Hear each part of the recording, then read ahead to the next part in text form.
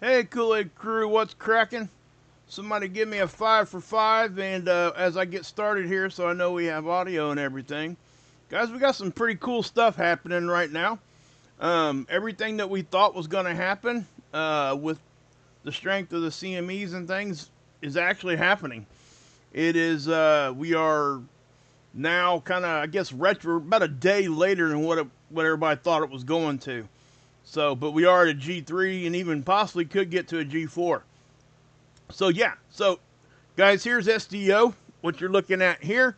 This here is Extreme Ultraviolet, and that is the X-Flare from earlier today.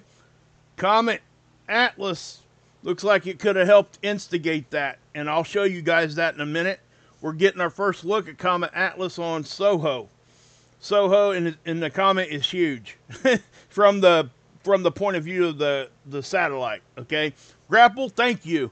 I love the fact you're watching those models. I truly do. Okay, and by the way, guys, this is the Sun Grazer comet.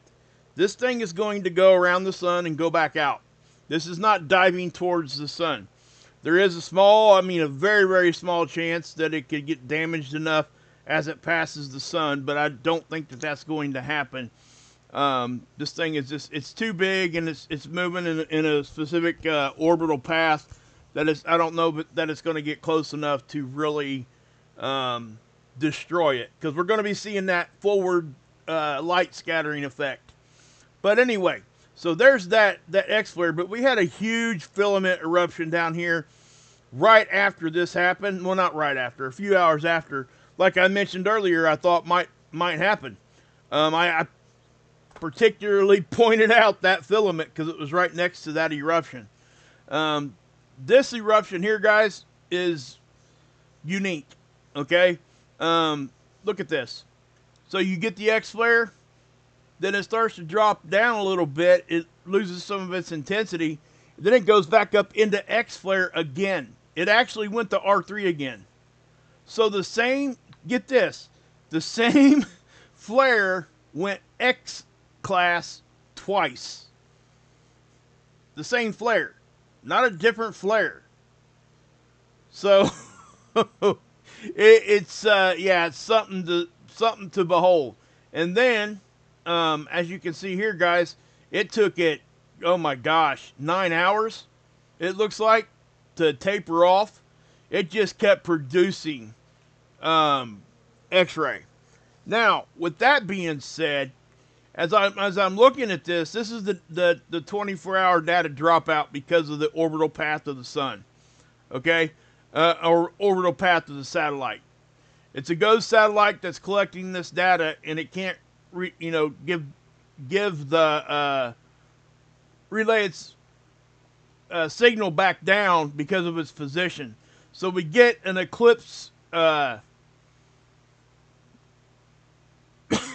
Sorry, guys, I was choking there a little bit. We get an eclipse event. Okay. In other words, the Earth passes in between the satellite and the sun because of the satellite's orbital path. Okay. It's a, when we're looking at that stuff, it's very easy to get kind of confused, especially this. Especially when you see, oh man, I just X'd out of that. Okay, I don't need it. Hold on. Especially when we go down here and we look at this. There's the comet. That's Comet Atlas, guys. That's our first look at it. Now, this is, at least from a satellite. This right here, guys, I do believe possibly could have helped instigate that X-flare. This thing is in a position that it might be doing that. This is going to be very visual, and we knew it was going to be. We've been talking about this. Okay? But tomorrow is really when it's going to be, tomorrow morning, evening time, depending on where you're at in the world. And actually for us, it's went from a morning comet to an evening comet now because of its position. All right? And I will show you guys that here in just a few minutes. I can show you guys the orbital path. Thank you for that, AK. Hey, Stephanie, good to see you. It's okay. I meant to go earlier, and I actually fell asleep for like 3 hours, and I woke up with my head on my desk. I'm not even kidding. I haven't slept in like 6 days, and my head's, yeah, I just kind of, my body gave up. But anyway, that's enough about me. So yeah. But yeah, I'll be talking about that later, guys. I'm gonna set up a different room over on Telegram for the moderators. So that'll be coming tomorrow. Anybody that wants, I would love for all my moderators to email me so I can get you guys into that room. Okay. I really think that that's going to help a lot. So, if you are a moderator, please email me. I'll send you a link to the Telegram room, and you guys can just join up in there, and you guys can talk while we're live behind the scenes. So if you have issues during the live stream, you could talk with one another to decide what to do. Okay, if something was going on. All right, so here's the HP, guys. This is the same indice as this. Okay, it's just this is the 3-hour increment. This is a 30-minute average. Okay, you can tell right now we're actually in the most intense part of the storm that we've experienced so far. Now, this probably is not the dead, hit right on us from the beginning of the CME. I've been showing you guys this particular NOAA model, and as I'm looking at this, and I already showed you guys this about 12 times, but look what's happened here. It's definitely boom, boom, right?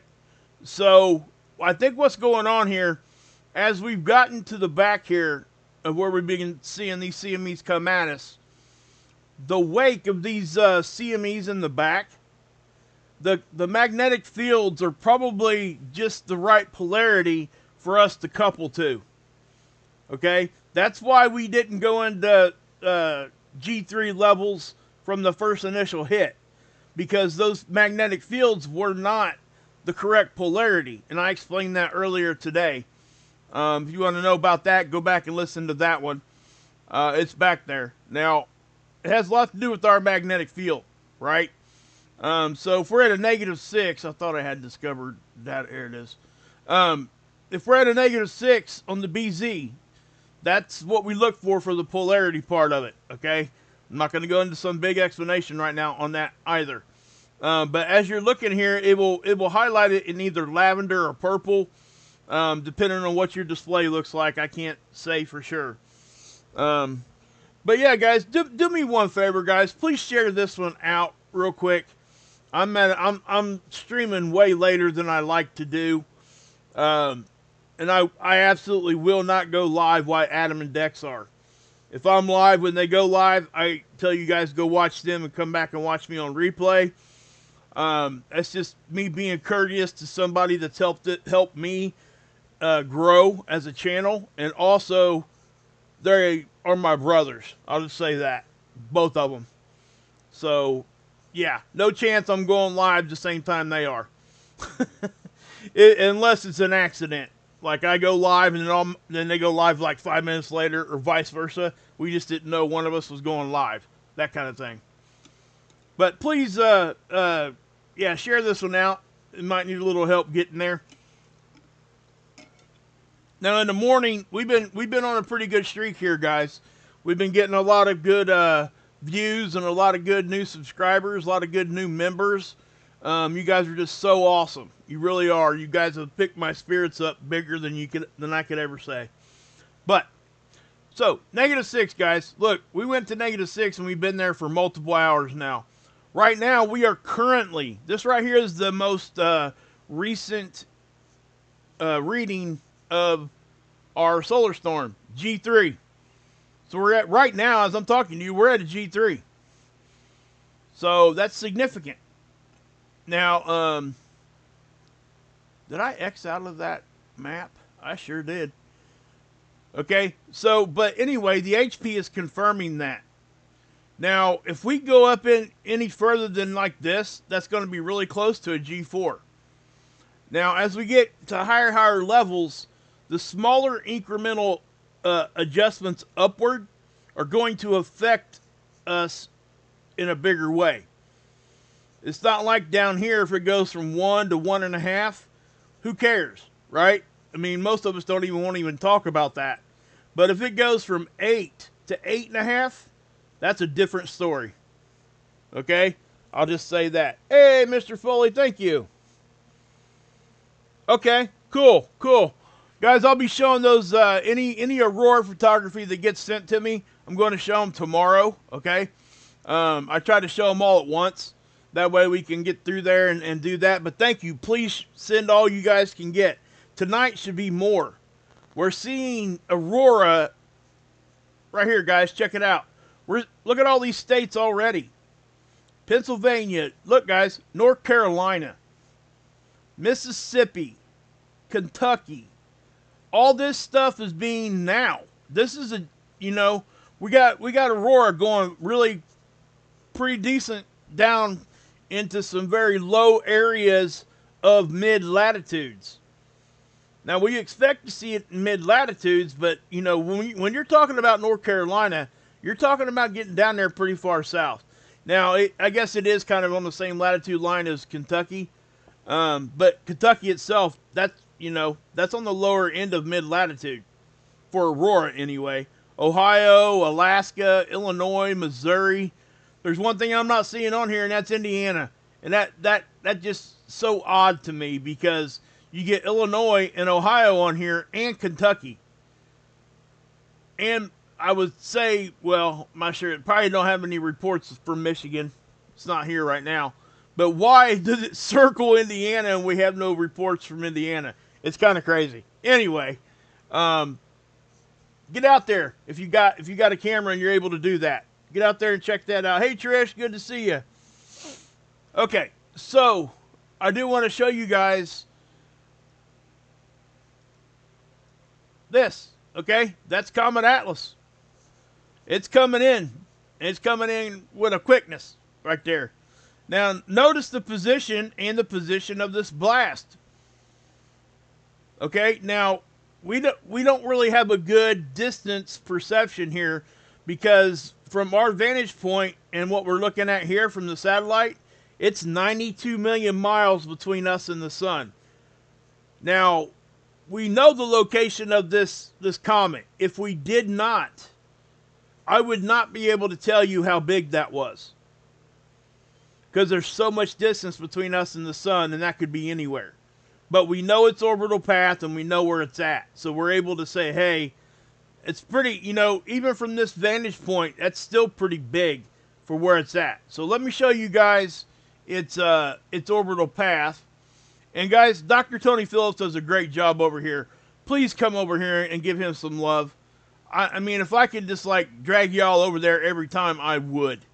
And also, guys, today was the final morning for this to be in the morning. That's the comet right there. Okay?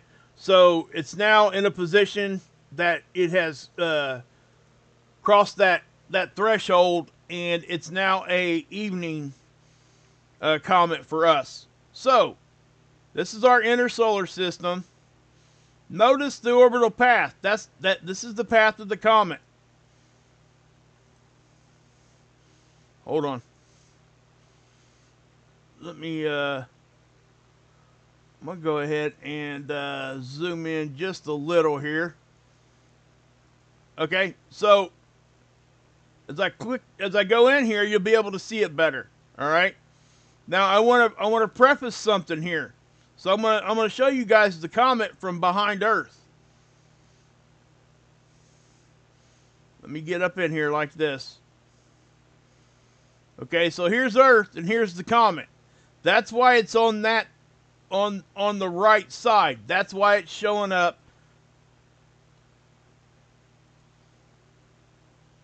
right there. Okay? Now, what did I do with that? Okay, here it is.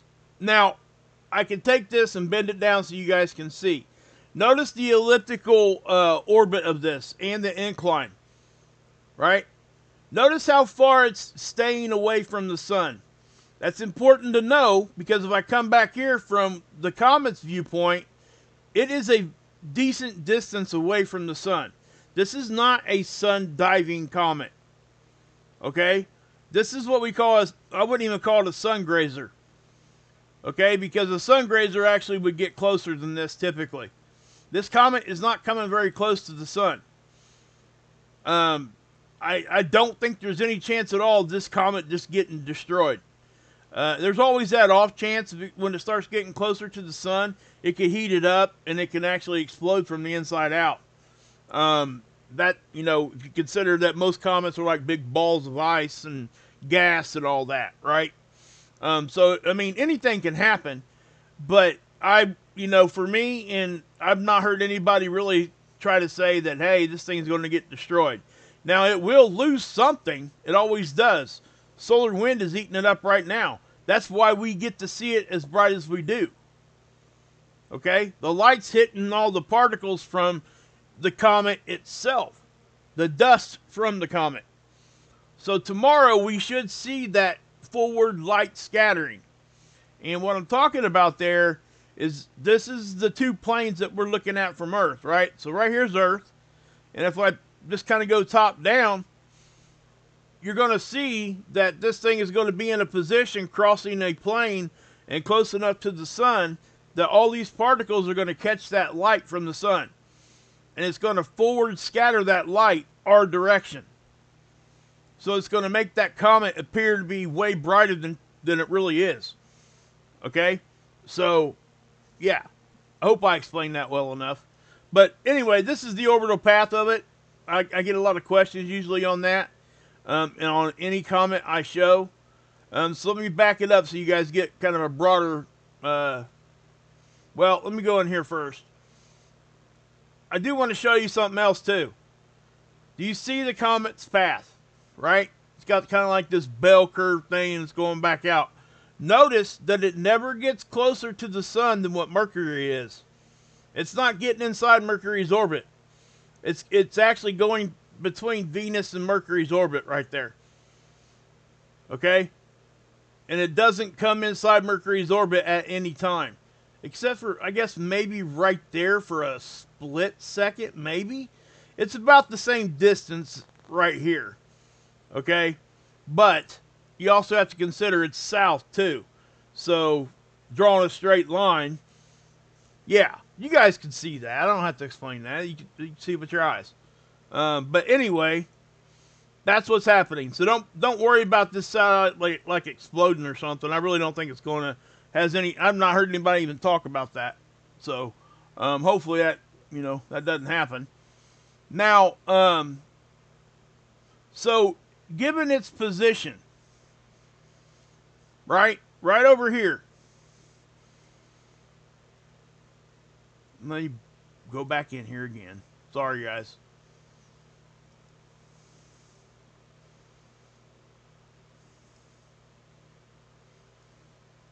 Given its position,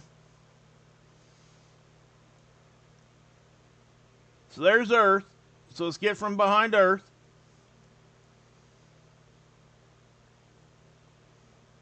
Well, I went the wrong way. Okay, here we go. Let's go this way.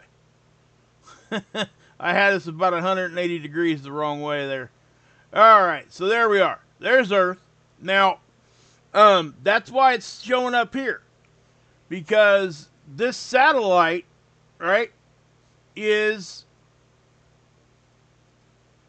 right in front of Earth, right here. So the comet's over here. About right there where my cursor is. So that's why we're seeing it right now. Now, we don't see it on the zoomed in version yet. It's not close enough. We should see it, at least when it goes out the backside. We may not see it as it comes in, but it looks like we probably will. I'm not for certain on that one yet. But as you can see, guys, let me show you this eruption. Now, I showed you guys the X-flare earlier. So let me show you the CME with the flare. This thing, when I seen it, I was like, oh my God, that's huge. And when I say huge, I'm talking like very dense, bright, and it looks to be very powerful. So let me back this up some. Look at that big ball. I mean, that thing is just wow, right? I mean, look at this. And then that. So this is a difference image. So what was white in the image before is now black. So, and that happens quite a bit on these coronagraphs. So you can see how that is. Now it did cross over our danger zone. How do I know that? Our proton flux started to increase. So as it crossed our magnetic line that we're connected to the sun with, it grabbed protons, and those protons got sucked back to our planet from that CME. Okay? Now, we didn't get into storm level, and like I said before, S1 radiation storm level, we have no effects at all for us. We won't never ever know that it's even happening. But if it was to get higher, then yeah, we start having discussions. But that right there is not something that I would even talk about. It's just, yeah. It's just, you know, I used to talk about that. And let me say this too. I will always report when we get into storm level because it's space weather news. It doesn't mean that it's extremely serious or important. So, an S1 radiation storm, yeah, not that big of a deal. Okay. I do want to show you the filament also that released. So there's the X flare. Now watch right here. See that? Now I'm going to take the 304. We're going to go look at the 304 because we'll be able to see that filament release off really, really well here. So let me, I'm going to pause it. Remember I pointed out this filament earlier today? In my earlier stream? Check this out. There's that X flare. And then, look at that thing. That is a massive filament release. Okay? Now that filament is, you know, we could get hit with some of that. But you can tell from the direction this thing is erupting that the majority of that's going south. Okay? So, that's just what I'll say. Hey, Anna. Yeah, you're right. The comet is tiny compared to that, to the sun. Well, the comet's way smaller than the Earth. So we got to understand that too. You know, if we had an object the size of the Earth racing through our solar system, we would, yeah. The comet, actually, you're right, is what I'm saying, Anna. I'm not laughing at what you said. I'm laughing because if we actually had an object like huge, you know, that would be crazy. But comets are actually typically fairly small. They just get really bright and appear to be really big because of the way that the physics are as far as how much light they're able to gather and scatter our way. Okay. So typically when you see a comet, you're looking at the dust of the comet, just so you know. Yeah, it would be a bad day. Well said. Yeah. That'd be a bad day. All around bad day. Oh my gosh. Yeah. And not just for our planet, but probably for the whole solar system. But anyway. Okay, so there's that. Now, okay, it looks like we dropped out of storm conditions, okay? That's a good thing. I mean, we've been in storm conditions quite a bit right now. So let me show you guys the geoelectric field. This is the one I've been showing you guys for years, and I'm pretty much the only one here for a while. Everybody shows it now because the model's complete. I was showing it to you when it wasn't so complete. It was still in beta, which is, you know, maybe I should have waited, maybe I shouldn't have, but it allowed me and it allowed you guys to learn before anybody else was even seeing it. So what we're seeing here, guys, is not extreme. It is an uptick. Now, you guys know what extreme looks like. It's all these purple and whites. But this definitely is an uptick. Okay? It's an intense hit. So we know that geomagnetism directly affects geoelectric. This is our geoelectric field at the surface. It's space weather's effect on artificial electrical components. That's what this model is trying to represent. Okay? Wall switches, car batteries, anything that's not made by nature. You know, transformers, substations, all that. This is trying to represent how space weather affects it. That's it. That's what it's trying to do. And it does that by using the geoelectric field. Now, Canada's on board with this now, too. So that's awesome. We're the only two countries doing this. The rest of the world, we don't see a model for this. But they're using this to help forecast earthquakes. Because we know space weather affects earthquakes. We just don't know exactly how much and how. What we should actually be looking at whatever intensity. Okay? But here is our magnetosphere, our geospace magnetosphere. This is basically our magnetic field, space weather. When it hits our magnetic field, we get this magnetosphere created. Okay? So we got a bow shock out in front, and then we got a magnetotail. Basically inside, behind this bow shock, we have magnetic protection from our magnetic field. Anything inside that has at least some protection from the geomagnetic storming, okay? Or just simple, regular solar wind, right? But as you're going to see, this is velocity. Sun's off to the left. That's the Earth. Notice how we can still see kind of the bow shock here, right? Now, the bow shock is the first point of contact of solar wind or space weather and our magnetic field. That's what the bow shock is. It's the beginning of everything right there. So, as I grab this, ooh, I didn't even run the model yet. Huh.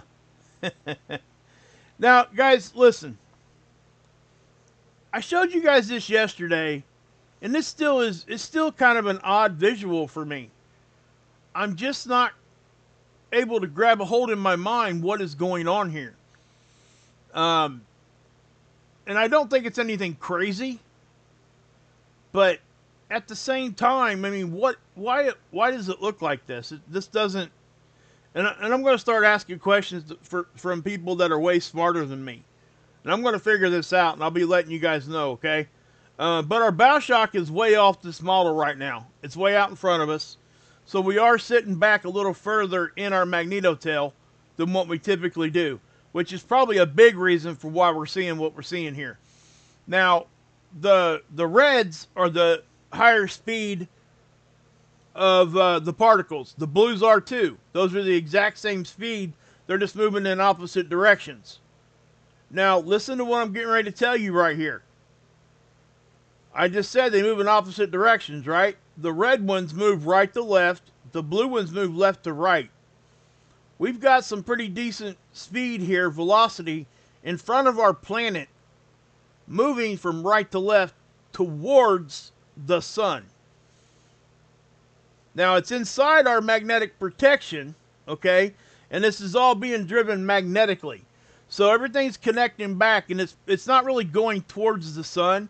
It's probably grabbed a hold of some of these field lines, and it's ciphering in this way into our system, okay? So I want to point that out so nobody freaks out. But with this comet doing what it's doing, it could have some sort of influence, I guess. I don't know. But check this out as we get moving here. And you guys will probably agree, I've never been able to show you something like this. This is just really strange. And then we get hit right there. You see how everything kind of goes back to normal? So I'm just not quite sure what's going on there. I don't want to make any kind of claim that I know what we're seeing there, because I don't. I simply just do not. Now, if we look at our magnetic pressure and our density, I'm not sure if we'll see something that looks a little different with the speed. Because remember, we're just looking at speed up here. It's not showing you density or any kind of magnetic pressure. And that might be why this will look different and the rest of them won't. I don't know. But as we move forward here, yeah. See, you don't really see a whole lot of difference there. And then we get hit again. Boom. Okay? So, yeah. Now here's our magnetic pressure. Everybody understands pressure usually. Our magnetic fields out in front of the planet are getting compressed, and it causes that magnetic pressure. Okay, so yeah, nothing big going on there either. So you know, I don't have a good answer for why that looked like it did.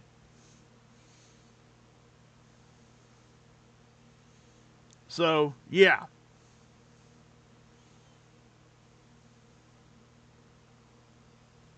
Anyway, now mods, you guys rock. By the way, you guys are doing a good job in there. Just so you know, I see what you see. Okay. Let's see. Um. Okay. Now, guys, I don't have much more. Why don't you guys give me a roll call, and I'll pull up a couple different models here. Okay. That way I can show you everything that I really wanted to show you anyway. I do want to show you guys the Aurora forecast because that's important. Aurora and also the hurricane, guys. We're going to get an update on that too. So, guys, look at this. This is Aurora for tonight. We're still going to have an uptick tomorrow too as far as the forecasting goes. This is what it looks like right now. Anybody up in the northern, down here in the lower 48, close to the border, or even here, guys. Right? So here's Kentucky and here's North Carolina. So they're essentially on the same latitude line. So I guess that isn't quite such a big deal. I wasn't thinking about that for a second. But it's still kind of down there pretty far south in mid-latitude. Now, Mississippi, guys, right here, right? It said that they were seeing it down there, too. Let me go back to the... Where is space weather? Did I X out of that? I must have. Unless it's here. Here it is. So, yeah. North Carolina, Pennsylvania, California, New York, Minnesota, Kansas. Kansas is down pretty far. Washington, Wisconsin. So, yeah, all those states, guys. That's just right now. That's just what's been reported so far. So, if you guys catch any Aurora, let me know, okay? Yeah. No kidding, Rip. I was thinking the same thing, brother. Hey, something else too, guys. Remember what I reported on earlier. Guys, did you not see right after that X-flare hit, that hurricane increased in intensity almost immediately? That happened a couple years ago with 2 different hurricanes. So it does happen.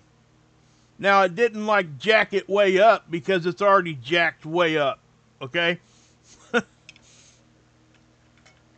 It just added a little extra oomph, guys. It wasn't a huge deal, but we did see an intensification when that flare hit.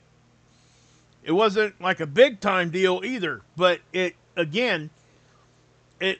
allows us to see certain things because we always get questioned on whether, space weather doesn't never affect us at all. Well, go tell that to the guy down the street that just had a heart attack because he was on the verge of one and then something happened in space weather and it pushed him over the edge. That happens, guys.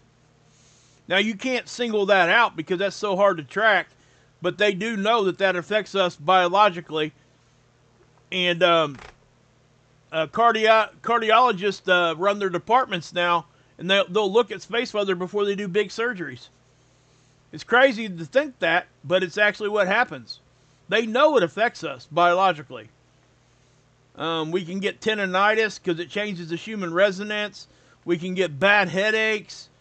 Just everything. Who didn't hear their elders, I guess, if you want to use those words, say, "Oh, my bones are aching, the weather's changing." That's typically a pressure change that causes that. I'm not sure if you guys knew that or not, but they've done so many research papers on that because I always heard my grandma and grandpa saying that stuff. "Oh, it's going to rain tomorrow, I'm hurting," And I thought, man, that's a bunch of BS, as a kid.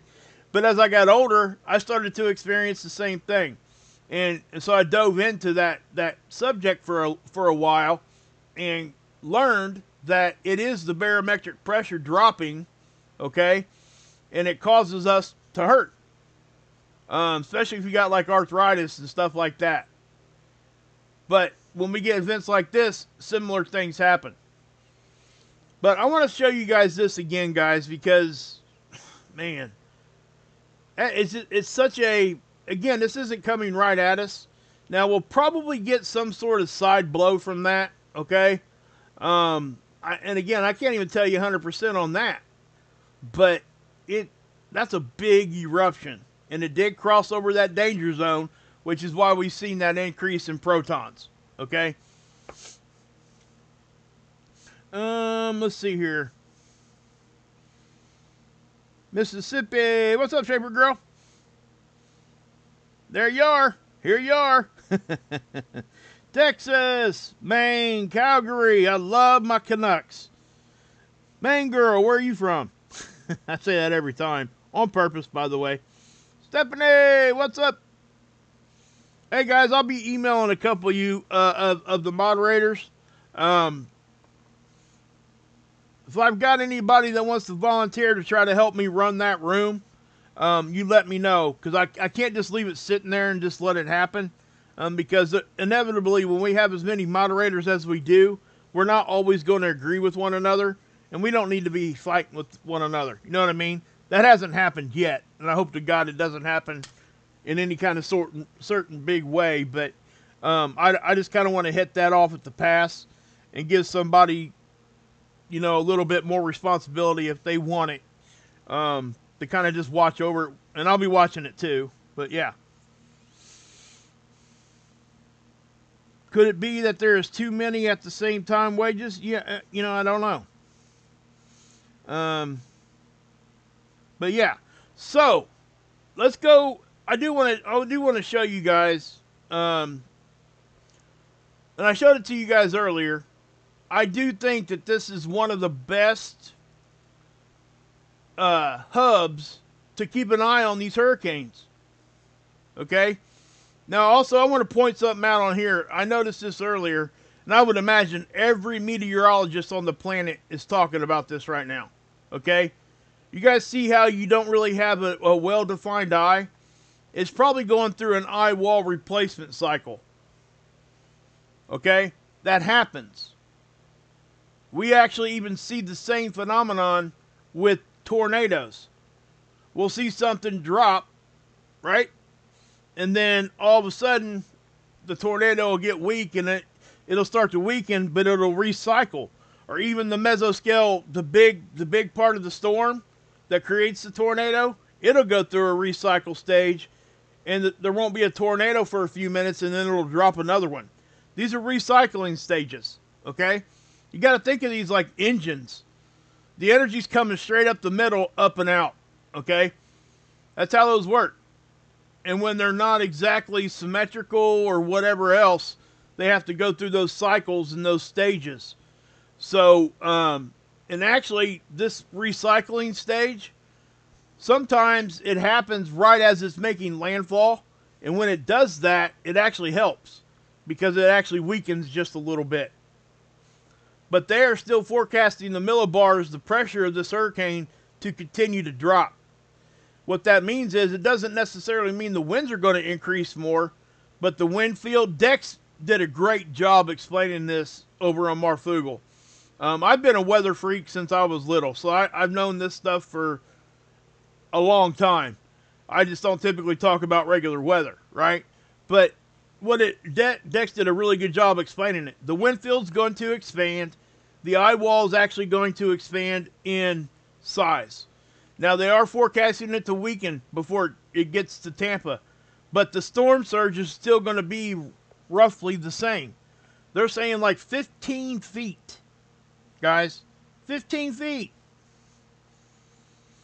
But, I mean, 15 feet. Wow. That's all I can say. You know what I mean? I just don't even know what to say with that. But please understand that. that's what's happening right there. Now, if you can see how the eye wall closes up, see that, and see how it's trying to reopen right here. What you're going to see most likely, because I've just watched this stuff my whole life, guys. I'm not trying to say that I know more than anybody else. But what you're going to see with this recycling of this eye wall, it's going to center around that now. Everything's going to become symmetrical around that area, not back here where it was. Okay? So yeah, that's just what I'll say on that. It's typically what happens.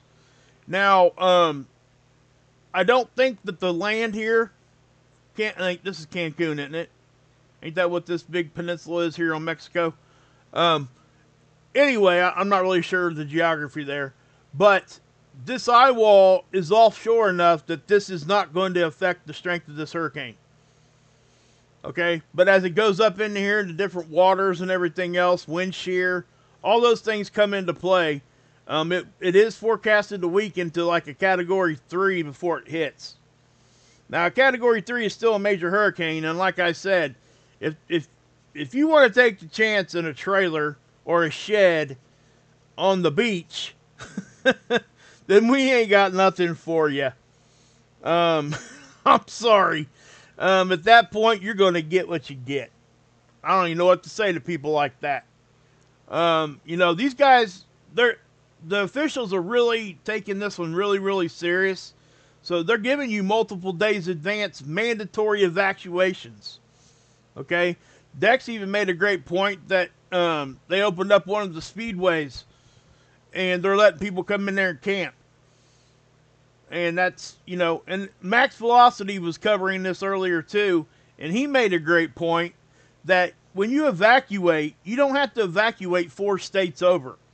You just got to go inland a considerable distance, and you can stay at a hotel and you'll probably be fine.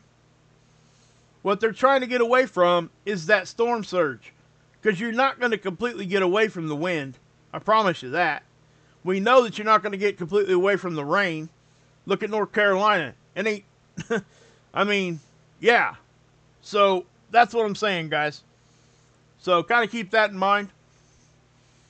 I just wanted to cover that because this is going through an eye wall recycling process as I'm talking to you.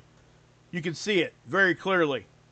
And you can also see it start to intensify again because you're seeing these brighter colors right here. See that? So it's forming another eye wall. And it probably will become very, very symmetrical and well defined again, especially if it stays a Cat 5.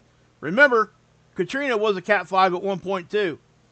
It just came up Louisiana's butt in the right spot that it just cleared out every hemorrhoid Louisiana ever had.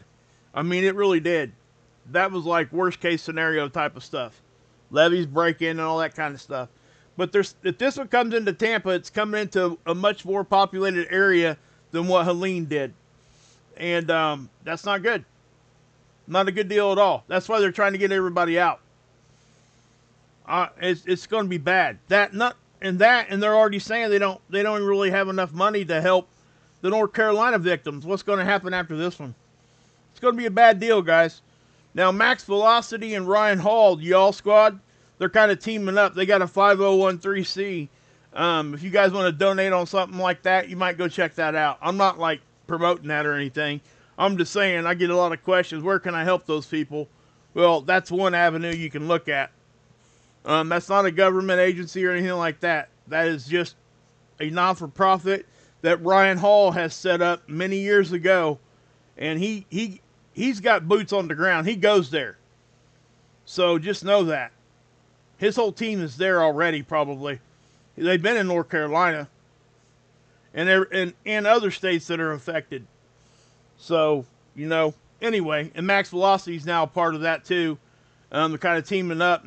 They got quite a bit of funds and quite a bit of donations for those people. It's helping people a lot. So if you can, go over and check them out. Hey, Brokerfish, good to see you. It could stay a Cat 5. There's always that chance. Hey, Butterfly, good to see you.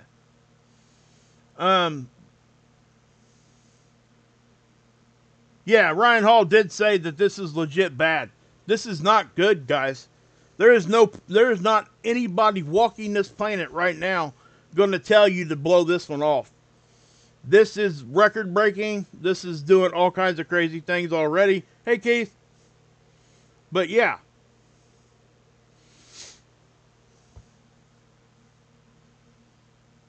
Yeah, that's right, Rip. 100%, guys. Read that comment. I'll post it. I'll highlight it.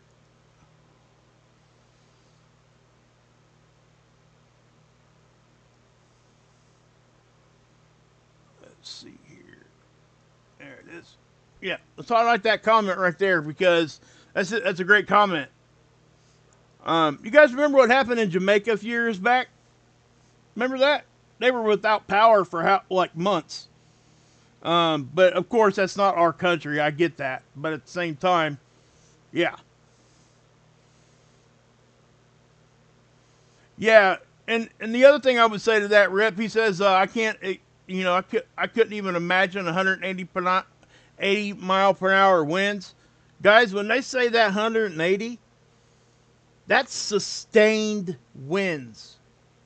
In other words, it's going to 180 and staying there with gusts over 200.